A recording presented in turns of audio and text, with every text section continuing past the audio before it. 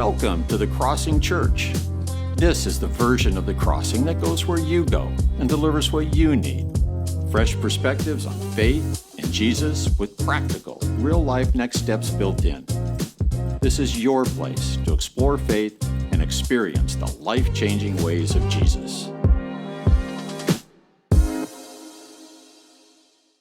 Hi everyone, my name's Andrew. Thank you so much for joining us online. Today we are kicking off a series called Supernatural.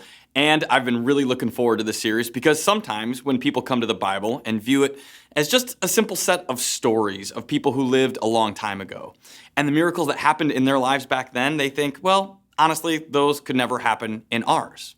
But today we are kicking off this new series because our hope is for every single one of us to see, not just what God has done in the past, but the supernatural work He is doing in our lives today. So, over these next few weeks, we're going to spend some time looking at a miracle story in the Bible each week. And today I get the privilege of starting off and walking through one of my favorite miracle stories in the Bible. So, if you got a Bible, I want you to turn to 2 Kings chapter 5. Or if you don't have one nearby, that's okay. You can always use our app to follow along. It's a great way to stay connected, especially through the summer. Now, as you turn to 2 Kings chapter 5, today I also want to encourage you to take some notes because every time we see a supernatural work of God, we're going to find these three guiding principles at work. And in 2 Kings chapter 5, as we jump in, we are about to meet a great man. Now, I don't know who you think of when I say the word great, but all of us probably have a picture of greatness. My wife and I, we recently watched the movie Air. Not sure if you've seen it. It starred Ben Affleck, Matt Damon as Nike executives who do everything in their power to sign Michael Jordan to their brands. So they pull out all the stops. They offer him more money than any athlete ever. They put in all these all-nighters to make sure that they have the best pitch possible for him and his family. They do everything they can think of to sign Michael Jordan. And if you've seen the movie or you know the story, you know ultimately Michael Jordan's mom, played by Viola Davis, she's the one who gets the deal done with Nike. And with that decision, history is made. The greatest player wears the greatest shoe. Now, the other day, I was actually thinking about the plot of this movie, and I realized that the plot is simply this. This movie is about getting a guy to wear a specific pair of shoes. Like, how lame of a plot is that? And yet this movie is so great because we all know the power of greatness. You see, these Nike executives, they knew if we can just get this basketball phenom to wear these shoes, he will be great. We will be great because of his greatness. You see, you and I, we all want to be around greatness. And if we can't be great, we all want to know someone who is great, or at least wear the shoes of that great person. So today, in 2 Kings chapter 5, we are introduced to a great man. Verse 1 says, "Now Naaman was commander of the army of the king of Aram. He was a great man in the sight of his master and highly regarded." Now, this story takes place centuries before the birth of Jesus. Naaman, we are told, is the commander of the army of Aram. Now, Aram was the number one enemy of God's people, Israel. You see, God had promised Israel that they would be a light to the world, that through them, God would bring hope and healing to this broken world. But the biggest hindrance to Israel at this time was the country of Aram. Aram was bigger and stronger. They had a more advanced military. They were like the bully of the ancient world. Now, who commands their army? Naaman, this great warrior, this great leader. So Naaman is great in the eyes of Aram. He is highly regarded, but he's also the enemy of God's people. And yet God is about to do something miraculous. So here we go. Guiding principle number 1. Miracles are when God does something unexpected. And I know right now you're like, yeah, Andrew, that's exactly what a miracle is. I already knew that. God does something unexpected. But wait, miracles are when God does something unexpected in an unexpected way.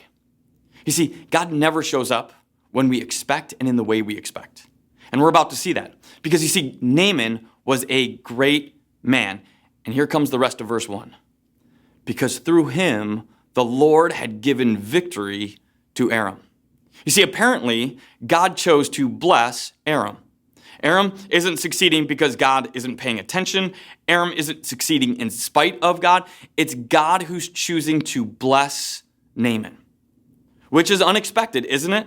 Aram is the enemy. Naaman is the bad guy. So of all the people God should bless, God should help, a military commander of Aram, he should be last on that list. Now, you have to understand the original audience of this story. The people who would first read this first verse would be so unsettling for them. This would make them so uncomfortable because the idea that God is at work, that God may actually bless our enemies, is tough to believe. This would be like in our day. Take a second, think of your least favorite politician. Think about every quality you dislike about them. The way they try to fire up their base, the way they spin the truth, the tone of their voice, even the policies they have put in place that you feel like are so horrible. Now, do you have a picture of that person? Now imagine with me, what if God has chosen to bless them? Yikes. What if they are succeeding because God is choosing to bless them? You see, Naaman has great success. Naaman has great power, great wealth, because God has blessed Naaman in so many ways. You see, Naaman is a great man, but also Naaman has a great secret. Continuing verse 1. He was a valiant soldier, but he had leprosy. Now, leprosy was a skin disease. It was an infection. It would usually start small, often a tiny bubble on the skin or a little discoloration or rash. But for Naaman, it gets worse and worse and worse. And you see, back then, leprosy was thought to be very infectious. And over time, it would eat away at the skin and the muscles, and it would often leave someone horribly disfigured. It was a tragic and incurable disease. And so one day, Naaman wakes up, and he sees this small discoloration on his skin, small rash. And as it spreads and spreads and spreads, I imagine early on Naaman, he tries to hide it. He tries to cover it up. He probably even prays that it would go away. But you see, now Naaman has a secret. Naaman has this thing in his life that he's trying to hide that's also consuming him. Naaman has a secret that no one else knows about, but it's also slowly killing him. And I'll just say, I wish this was just a back then kind of problem. But I'll tell you today, I see this all the time. I see people all the time who one day they wake up and they see this tiny little problem in their lives. You know, maybe for you, it's you notice you're just drinking more. It feels tiny at first. It's not a ton, but you just notice you're drinking more than usual. And you tell yourself, you know, it's no big deal and you could stop anytime. But as the weeks go by, you don't stop. And then you start noticing how you're trying to also hide how much you drink to your family or loved ones. And deep down, you're getting worried. But you're in this place where you're just afraid to tell anyone, so you just hide. You got a secret now. Or maybe you run your own business, and honestly, things have been tough this year. Inflation has hurt you, the economy's hurt you, and for a while you thought, you know, this is just a season, but now the bills are piling up, the money's not coming in, and you're thinking to yourself, this is all on me. And you find yourself, you're afraid to say anything. And so now you're just carrying this secret with you, and it's eating you up inside. You see, this is Naaman. Now he's got a secret. And because Naaman has great wealth and is a great man, he is honestly able to do what most people can't. See, Naaman can hire the best doctors and he can try every experimental treatment. And so he does everything within his power, but nothing works. Until verse 2. Now bands of raiders from Aram had gone out and had taken captive a young girl from Israel. And she served Naaman's wife. She said to her mistress, "If only my master would see the prophet who is in Samaria, he would cure him of his leprosy." You see, up until now, every expert has failed until we hear from a little child, a servant girl. Now, it's hard to describe how unlikely this is. You see, back then there was a hierarchy of who matters and who doesn't. And here's kind of how it went. People of Aram are better than the people of Israel. Male was better than female, adult is better than child, and wealthy is way better than slave. So this little girl is at the bottom of the list of people we would expect help from. And yet, the supernatural work of God begins with God showing up in a very unexpected way. This girl would have most likely been taken during a military raid. So odds are her parents would have been injured or killed, and so now she is brought to a foreign land against her will. See, this girl, she has suffered greatly. And it's from this servant, this suffering servant, that the most unexpected message will come. A message of hope and salvation for Naaman. That there is simply a God who can heal. But you see, Naaman, he can only hear this after he has tried everything he can of his own power, his own wealth. It is only when he is desperate does he finally open himself up to the message from God. And honestly, I'll tell you, this is true for most of us. Most of us who are watching here, you're watching online or you are part of our church because there was a time where you were desperate, when you reached the end of what you could do. And you realized we need the supernatural power of God. For you, maybe it was a marriage that was falling apart and you knew only God can save it. Or maybe you had this ache inside of you, this desire for something more. But you tried to fill it, none of it worked. And so you thought, well, maybe I'll give God a shot. Maybe God can help. Or maybe you got a family member you love who is sick. And you're worried and scared. And so you showed up because you tried everything else. And you were hoping for the supernatural work of God to help that family member. You see, this is Naaman. He has tried everything. He has exhausted his power and his ability. And that is the moment God shows up. And I'll tell you, I'd love to say that Naaman listens to this servant, this girl, but he only partially listens. And I say partially because this slave girl says, go to the prophet Elisha in Samaria. And Naaman, this self-made man, because he is important and powerful, instead of just going to the prophet, he goes to the prophet's boss. He goes to the king of Israel. He goes right to the top. Verse 5 says, Naaman left, taking with him 10 talents of silver, 6,000 shekels of gold, and 10 sets of clothing. The letter he took to the king of Israel read, with this letter, I am sending my servant Naaman so that you may cure him of his leprosy.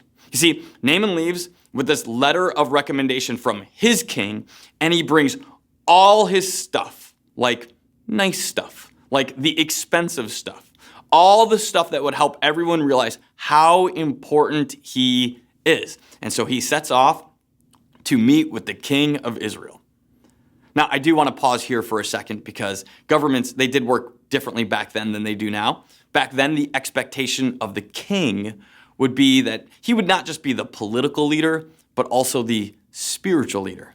You see, the king was supposed to be the most faith-filled, on your knees praying type of person. So, if an uneducated little servant girl has faith that God can heal Naaman, of course, the king will have at least that level of faith, right? Let's find out. Verse 7.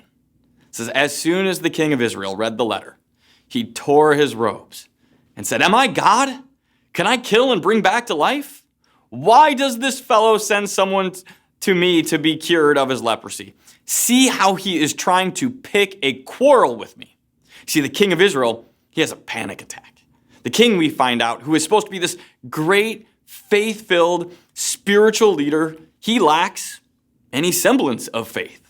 See, the author of this story is brilliant. He helps us realize that real faith, it doesn't belong to a position. That real faith, it's not connected to a title. Faith is a muscle that gets developed over time. And this brings us to the second guiding principle with miracles. Miracles reveal what we believe about God. See, most people in the church world, they can talk a good game. I mean, I bet the king of Israel looked and acted like a great person of faith. I bet he could pray some pretty spiritually sounding prayers. I bet when he showed up in church, he had a really nice Bible with a bunch of highlights. I bet he even had a few Bible verses memorized about how God can do anything, how God can perform miracles. But when it comes to putting his faith into action, when it comes to trusting that God will work, the king, he lacks any real faith.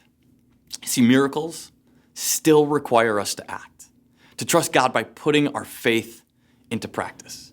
Let me give you an example of this, and I need you to hang with me through the story because this is not a normal church story. So, a few weeks ago, met a guy who was brand new to our church, and he wanted to talk to me after the service because just during the service, he felt God challenging him to give of his resources to our church. And he told me, he's like, man, I feel God telling me to do this, but money is really tight for me right now. And he had a lot of stress about it. But he just felt like God was asking him to give. So he took some money out of his wallet, put it in one of the envelopes we have on our campus, and he just wanted to let me know. So I encouraged him and told him how God honors our faithfulness, all that good stuff. So this guy walks out of our service, and I talk to a few more people, and I head out to our plaza outside, where I see this same guy, and he makes a beeline over to me. And he comes back up to me, and he says, Andrew, you will never believe it. And he goes on to say this last week, his brother and him had made this sports bet on a golf tournament. And he tells me, Andrew, within 5 minutes of putting that money in an envelope, my brother called me and said, like, we won. Our bet paid off. And then he looks at me and he says, Andrew, you have no idea how much I needed that payout. And then he looks up to the skies and said something like, only God. Now, did God bless his sports gambling because he gave to our church? I don't know. Do I believe every time we give, God will turn around and bless us financially? Do I believe that gambling is a wise thing to do with your money? Absolutely not. You get all that? I'm not telling you to gamble, or I'm not making promises of what God will or won't do. But what I am saying is what this guy experienced is that when we sense God saying, take a step, I believe God will meet us right where we are. I believe the supernatural power of God will show up in unexpected ways in our lives. And this is what happens with Naaman. You see, the servant girl, she takes action. She tells Naaman about the prophet. Naaman acts. He goes to Israel. The king of Israel, though, he does not act. He does not believe.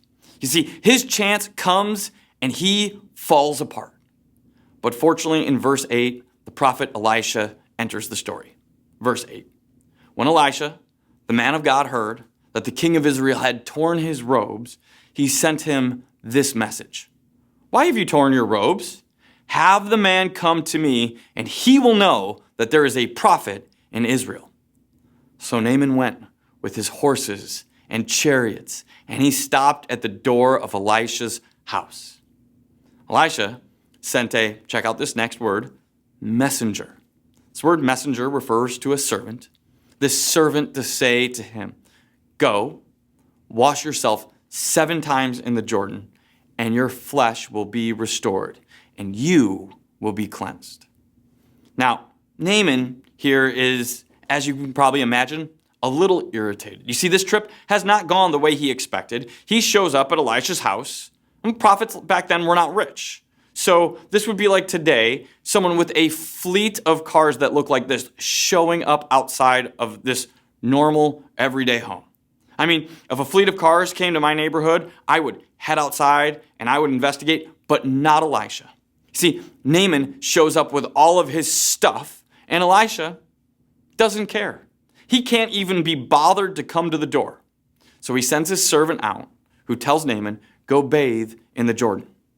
Now, the Jordan was not a very clean river. It would be like me telling you to go bathe in the Santa Ana River. It's not the worst river, but I'm definitely not going to take a bath in it. So Naaman, he's like, I'm out. Verse 11, but Naaman went away angry and said, I thought he would surely come out to me and stand and call on the name of the Lord his God. He would wave his hand over the spot and cure me of my leprosy. Are not Abana and Parphar, the rivers of Damascus, better than all the waters of Israel? Couldn't I wash in them and be cleansed? So he turned and went off in a rage. You see, Naaman is done. Elisha has asked him to do something foolish, something that doesn't make sense, something that will make him feel awkward, something with honestly no chance of healing him. Go bathe in the River Jordan? This brings us to our final principle. Number 3, miracles may require you looking a little foolish. You see, when we act, when we begin to trust God, there is a chance that God will ask you to do something that honestly will make you feel a little foolish. I mean, look at Naaman. If water could cure him, he would already be cured. Nothing has gone the way Naaman has anticipated. And so now this condescending prophet asks him to do something silly and foolish. And here's what you need to know, especially if you're new to faith. God will often ask us to do things that do feel a little foolish. You have a friend who's going through a really tough time, and you just have this feeling that you should offer to pray for them. But the very next moment, you're going to feel like, I'm going to feel awkward, or maybe this is a foolish thing to do. Or you've been feeling for a while now that it's time for a career change. But the idea of taking some classes at night or potentially stepping into a lower paying job, that feels foolish. Or you feel prompted to give financially, but you look at inflation and you're like, maybe this is a foolish thing, or maybe God wants you to invite someone to a service here. But you're getting all nervous about that because you don't want to look foolish in front of them. What if they ask you questions about faith you can't answer? I mean, all of us are afraid of looking foolish, but following God means we often do the very things that feel a little foolish. And like Naaman, we will have a choice to lean in or walk away. About 10 years ago, I was sitting inside of a Panera. I was meeting with a group of pastors, and we were talking about ministry over lunch. And we even prayed over our food. That's how spiritual this meeting was. We had this great conversation, talked about faith and strategy, the importance of serving our community, all of those things.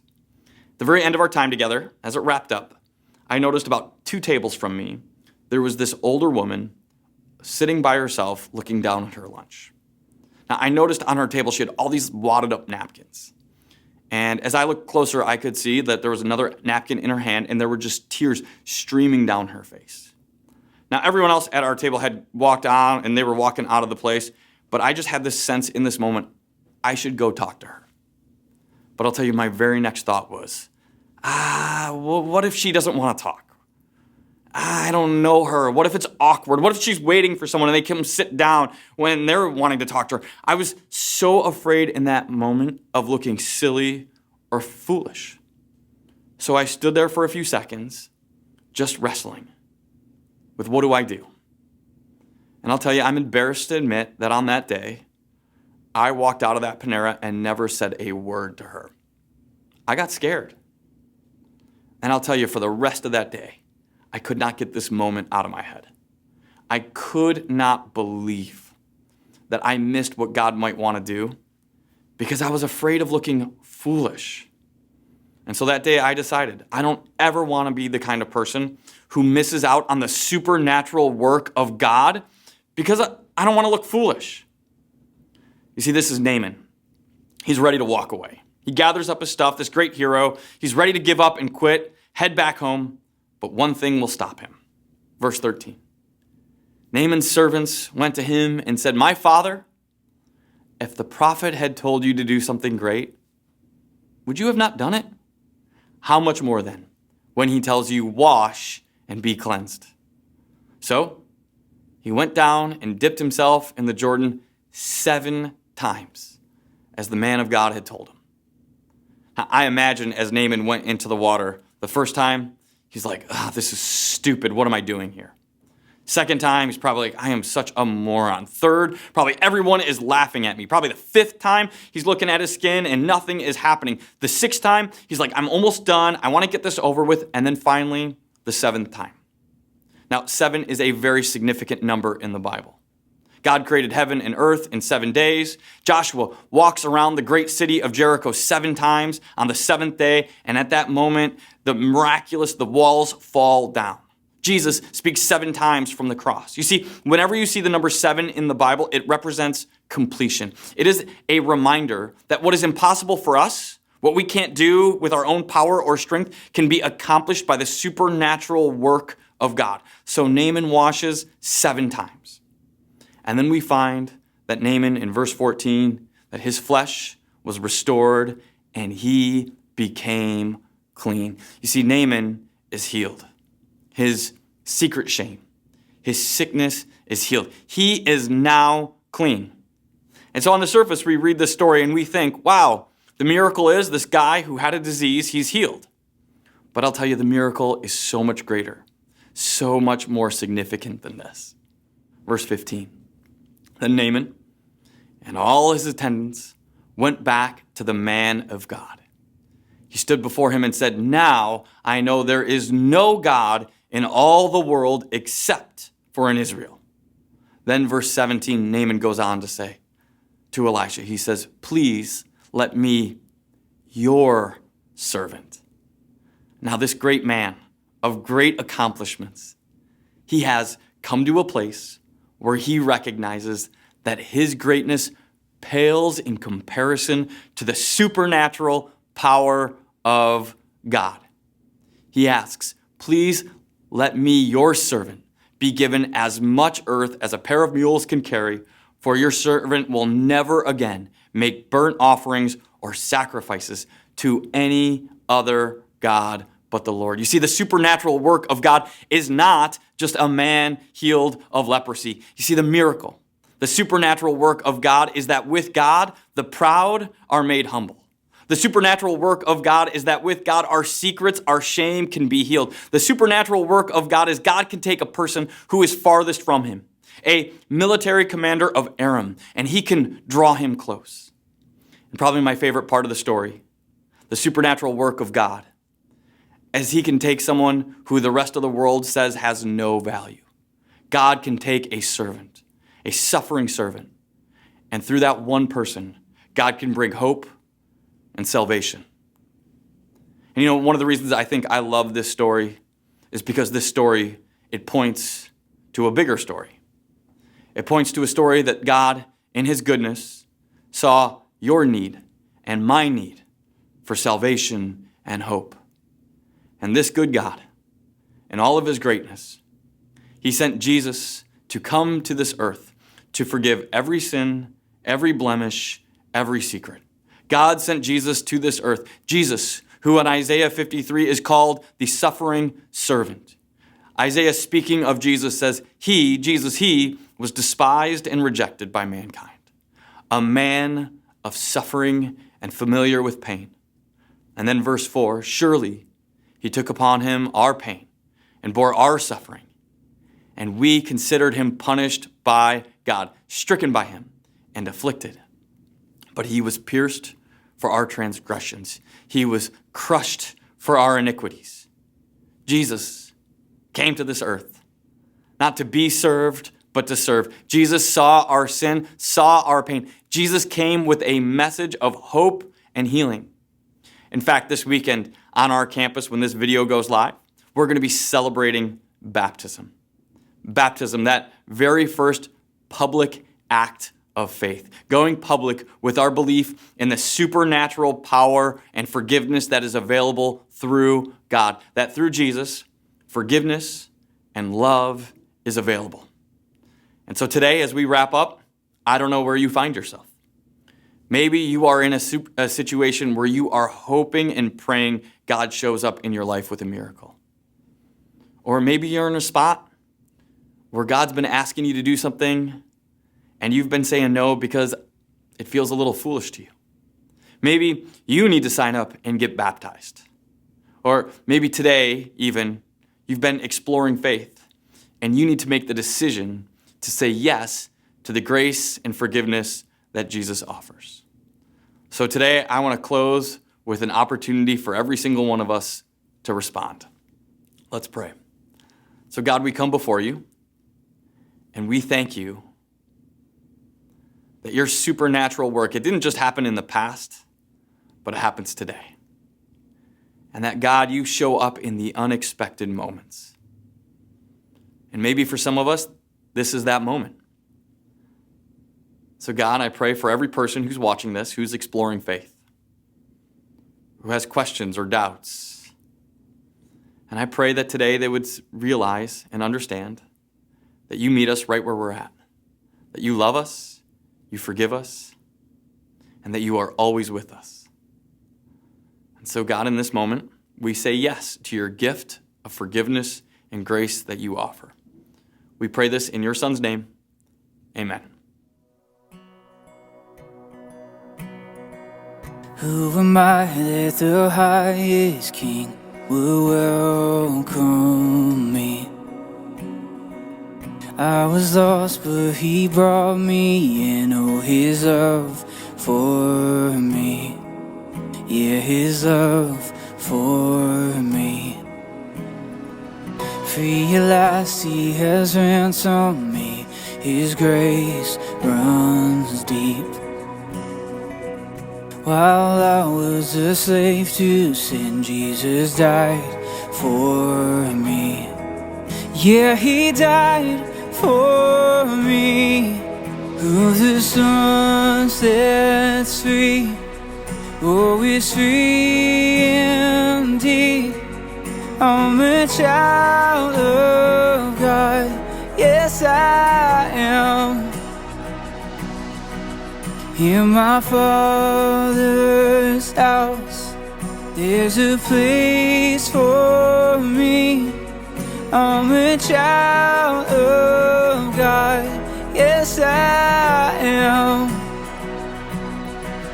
I am chosen, not forsaken. I am who you say I am. You are for me, not against me. I am who you say I am. I am chosen, not forsaken. I am who you say I am. You are for me, not against me. I am who you say I am. Yes, I am who you say I am. Who the Son sets free, oh, is free indeed. I'm a child of God, yes I am. In my Father's house, there's a place for me. I'm a child of God, yes I am.